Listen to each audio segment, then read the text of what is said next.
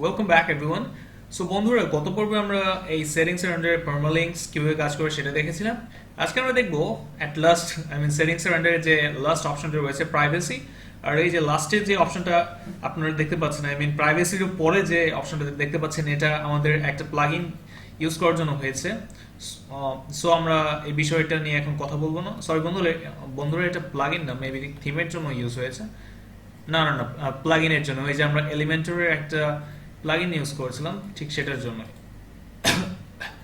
আমরা যদি এখানে সরি এই যে এখানে আলটিমেট অ্যাডন্স ফর গুডেনবার্গ, এই গুডেনবার্গের এই প্লাগইনটা অ্যাড করার জন্য আমাদের এখানে এই অপশনটা সেট হয়ে গিয়েছিল। আমরা যদি এই প্লাগইনটাকে যদি ডিঅ্যাক্টিভেট করে দিই, তাহলে দেখতে পাবেন যে ওই অপশনটা চলে যাবে।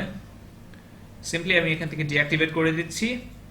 অ্যান্ড দেন এখন যদি এখানে রিলোড দেই, আপনারা দেখতে পাবেন যে আমাদের কিন্তু সেই অপশনটা চলে গেছে। আমাদের ওই অপশনটা এসেছিল জাস্ট এই প্লাগইনটার কারণে।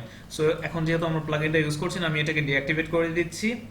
এরপর আমাদের যে বিষয়টা রয়েছে, এটা হচ্ছে প্রাইভেসি পলিসি। এই বিষয়টা কি? প্রাইভেসি পলিসিটা হচ্ছে আপনার ওয়েবসাইটে প্রাইভেসি পলিসির যে পেজটা থাকবে, সেই বিষয়টা আপনি এখান থেকে সেট করে দিতে পারবেন।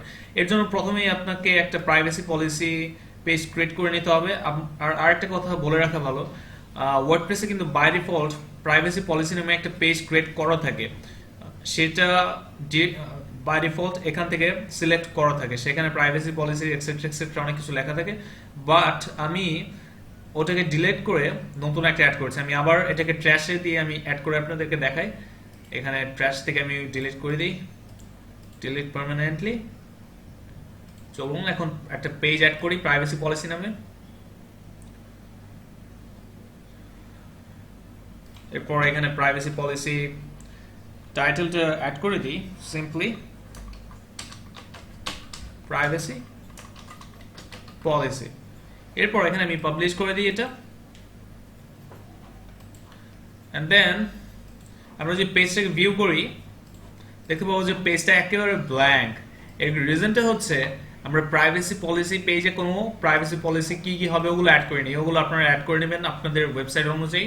আর যারা ক্লায়েন্ট থাকবে তারা কন্টেন্ট রাইটারকে দিয়ে প্রাইভেসি পলিসির টেক্সটগুলো আপনাকে দিয়ে দিবে।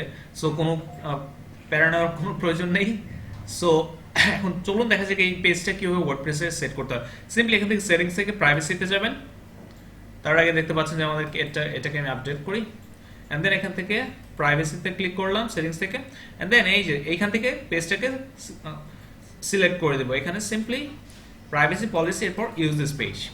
এখানে ক্লিক করলে আমাদের পেজটা সেট হয়ে যাবে। এরপর এখন হয়তো দেখতে পাবেন না মেনুতে, চাইলে আপনারা এটা মেনুতেও অ্যাড করতে পারবেন। সো চলুন দেখা যাক কীভাবে মেনুতে অ্যাড করতে হয়। আমি সিম্পলি এখানে যাচ্ছি, অ্যাপিয়ারেন্স থেকে মেনুস। এরপর এখানে ভিউ অলে ক্লিক করছি। অ্যান্ড দেন এই যে প্রাইভেসি পলিসি পেজটা অ্যাড টু মেনুতে গিয়ে অ্যাড করে দিচ্ছি। এরপর এটাকে সেভ করে দিলাম। সেভ করে রিলোড দিয়ে দিলাম। আমাদের এখন যদি আমরা হোম পেজে ব্যাক করে যদি আবার যদি প্রাইভেসি পলিসি পেজে যাই, আপনারা দেখতে পাবেন যে এটা সেট হয়ে রয়েছে। এখানে কোনো কন্টেন্ট নেই দেখে ব্ল্যাঙ্ক দেখাচ্ছে। আপনাদের ক্লায়েন্ট অনুযায়ী কিংবা নিজেদের প্রাইভেসি পলিসি, ইউজারের প্রাইভেসি পলিসি অনুযায়ী এখানে কন্টেন্টগুলো অ্যাড করে দেবেন। সো বন্ধুরা, এই ছিল আমাদের প্রাইভেসি পলিসি। আর লাস্টে এই যে একদম লাস্টে যে অপশনটা দেখতে পাচ্ছেন কলাপস মেনু, এখানে ক্লিক করলে আপনাদের এই সাইড বারটা হাইড হয়ে যাবে। দেখতে পাচ্ছেন সাইড বারটা হাইড হয়ে যাচ্ছে।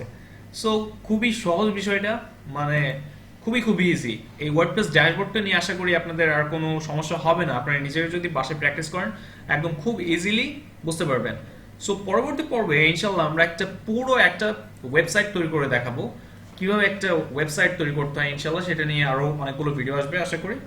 সো আশা করছি আপনাদের ভিডিওটা ভালো লেগেছে। দেখা হবে পরবর্তী পর্বে নতুন একটা ভালো ভিডিও নিয়ে। সো আল্লাহ হাফেজ।